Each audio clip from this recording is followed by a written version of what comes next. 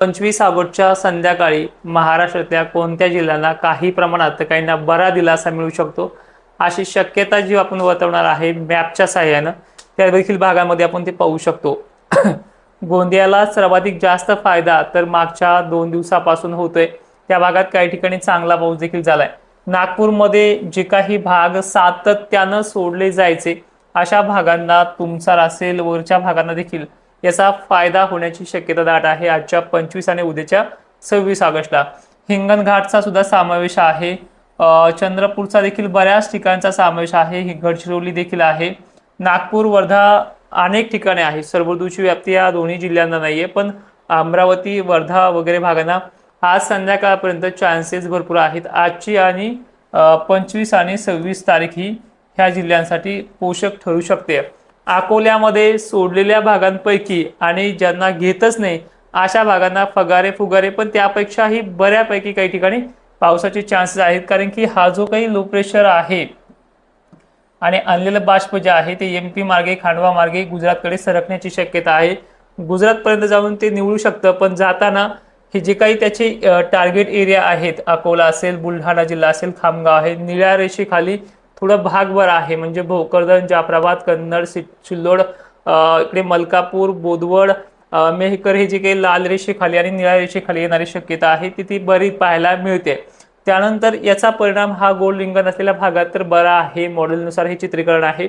त्यानंतर नांदेडमध्ये रात्रीच्या वेळेला 11 वाजेपर्यंत ही शक्यता वाढू शकते। लातूरचा देखील काही टार्गेट एरिया आहे, अहमदपूर, उदगीर, सावंतवाडी आणि अशा देलगूर परिसर, रेणापूर परिसरामध्ये शक्यता आहे। सर्व दूर नाही, पण काही गावखेड्यांना इथे फायदा होण्याचे चान्सेस आहेत। आता हा झाला विदर्भाचा आणि खानदेशचा शेड्यूल, म्हणजे धुळ्यापर्यंत मजल मारेल तो 2 दिवसामध्ये, म्हणजे आजची 25 आणि उद्याची 26 ह्या तारखेपर्यंत। नाशिकला याचा काही परिणाम होईल का, तर नाशिकला आज ढगांची रेलचेल जास्त वाढेल आणि ज्या आभाळाचे स्पेल येतात, पट्ट्या येतात, ह्या खूप मोठ्या असणार आहे आणि तिथे काही ठिकाणी थोडे शावर रेन म्हणजे स्मॉल मॅन्डेट रेन सारखी परिस्थिती पाहायला मिळू शकते। एकदम फॉगर रेन किंवा हलका ते मध्य आपल्या मराठी भाषेमध्ये सरळ सरळ तिथे पाहायला मिळते। छत्रपती संभाजीनगरचे उत्तर भाग, कन्नड, सिल्लोड, वजापूरमध्ये काही ठिकाणी, गंगापूरमध्ये मोजक्या ठिकाणी, तर जालन्यामध्ये काही ठिकाणी याचा जोर थोडा वाढू शकतो। म्हणजे इतर दिवसाच्या तुलनेमध्ये हा इथे फरक आज संध्याकाळपर्यंत पाहायला मिळू शकतो। रामनगर पट्टे, मंठा पट्टा, परतूर पट्टा देखील आहे। घनसावंगीमध्ये काही मोजक्या भागांमध्ये आहे। बीडमध्ये याचा परिणाम मोठा नाहीये, सोलापूरमध्ये मोठा नाहीये, अहिल्यानगरमध्ये मोठा नाहीये, पण आभाळाच्या फळ्या थोड्या अधिक ह्या 8 दिवसात जेवढ्या नाही आल्या तेवढ्या येण्याची शक्यता दाट आहे। त्यामुळे कदाचित थोडा वाढ इथे पाहायला मिळू शकते, पण सर्वांना हा दिलासा नाहीये। दिलासा राहू शकतो विदर्भाला आणि खानदेशला बऱ्यापैकी। मराठवाड्यामध्ये मोजक्या ठिकाणी, परभणी साईडला देखील बरा दिलासा काही ठिकाणी मिळू शकतो। हे असं याचं चित्रीकरण पाहायला मिळतंय। आणि थोडक्यात जर सांगायचं म्हटलं तर हा जरी बंगालच्या उपसागरातला लो प्रेशर इकडे जात असला तरी याचे परिणाम विदर्भावरती आणि खानदेशावरती आणि मराठवाड्यामध्ये काही भागांवरती होऊ शकते। याच्या 25 तारखेच्या संध्याकाळी आणि उद्याची 26 तारखेची दोन्ही मिळून बनवलेल्या तारखेदरम्यानचा हा रेशो आपल्याला पाहायला मिळतो। आता चित्रीकरण आहे, हे लो प्रेशर तिकडनंच का जात आहेत आणि काही ठिकाणी याचा परिणाम एवढा का ओढ दिलेली आहे हे देखील पाहूयात आपण। सध्या जर आपण चित्र पाहिलंय की पूर्णपणे वारे जे आहेत मान्सूनचे टफ एरियामध्ये बनलेले आहेत, गुजरात साईडला पळत आहेत आणि थोडासा आता रिटर्न मान्सूनचे वेध देखील पाहायला मिळत आहेत, पण ते अजूनही तेवढे कणखर नाहीत, कारण की 6 तारखेपर्यंत 6 सप्टेंबरपर्यंत कुठलंच परतीच्या पावसाचे चान्सेस पाहायला मिळत नाहीये। त्यानंतर प्रभाव जो आहे आपल्या बंगालच्या उपसागरात जे वारे ऍक्टिव्ह आहेत त्या वाऱ्यामुळे अनेक ठिकाणी जोर देखील पाहायला मिळतोय। त्या जोराचे परिणाम जे आहे ते सरळ सरळ एमपी कडे जाताना आपल्याला दिसत आहेत। काही सुशिक्षित शेतकऱ्यांनी अशा पण कमेंट केल्या आहेत, जर सुपर अल्निनोचा एवढा मोठा इफेक्टिव्ह आहे मग महाराष्ट्राला आणि उत्तर दक्षिण भारतालाच का, त्याचा उत्तर भारतावरती का परिणाम नाही, किंवा यामागचं काय गणित आहे। मित्रांनो, ज्यावेळेस बंगालच्या उपसागरात लो प्रेशर बनलेला आहे त्याने आतापर्यंतचा प्रवास इकडे ठेवलेला आहे, जो पूर्णपणे आपण पाहतोय एमपी साईडला हा प्रभाव त्याचा राहिलेला आहे। एमपी मध्ये सर्वदूर नाही, पण तिथे सुद्धा अनेक ठिकाणी बरा पाऊस पडतोय, जो महाराष्ट्राच्या आणि इतर राज्याच्या तुलनेमध्ये, दक्षिणी भागांच्या तुलनेमध्ये सर्वाधिक जास्त राहिलेला आहे। पण मग महाराष्ट्राचं गणित काय आहे, महाराष्ट्राला हे लो प्रेशर का जात नाहीये, जे वारंवार बनतात सुद्धा ते लो प्रेशर महाराष्ट्राकडे न येण्याचं कारण म्हणजे एकमेव हा पश्चिम वाऱ्याचा प्रभाव जो पाहायला मिळतोय।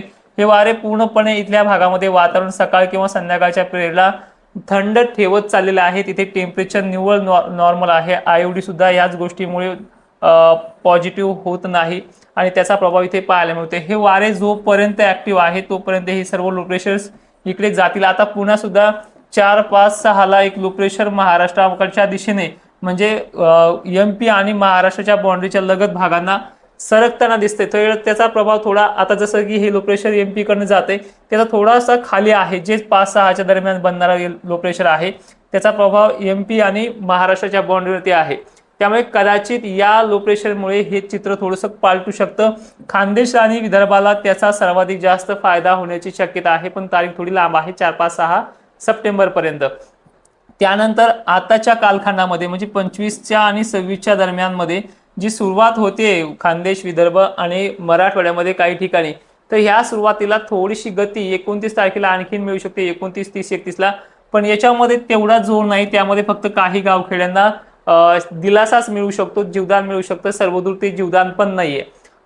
JFS मॉडेलनुसार 4-5 दरम्यान जे बनणारं लो प्रेशर आहे हे अजून तरी टिकाऊ दिसते, जे विदर्भ आणि खानदेशच्या बाजूने जाताना आपल्याला पाहायला मिळते। पण त्या लो प्रेशरमुळे अजूनही त्याचा प्रवास ठरलेला जरी नसला तरी त्याचा आणखीन परिणाम हा खानदेश विदर्भातल्या शेतकऱ्यांना दिलासाच देणारा ठरेल, कारण की 3 दिवसापासून आपण त्याच्या पाठीमागे आहे त्या लो प्रेशरचं पूर्ण डिटेल्स काढण्याचा प्रयत्न चालू आहे।